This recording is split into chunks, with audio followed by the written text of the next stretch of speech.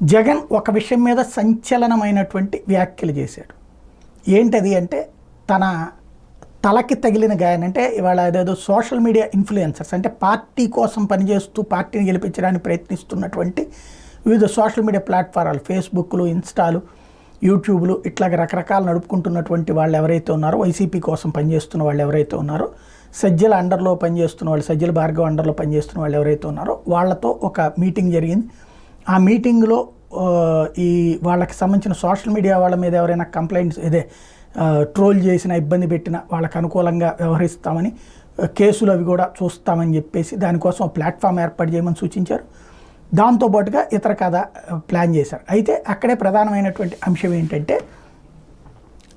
ఒక తల మీద తగిలిన గాయాన్ని చూపెడుతూ, ఈ గాయం కంటి దగ్గర తగలలేదు, కణత దగ్గర తగలలేదు, పైనే తగిలింది.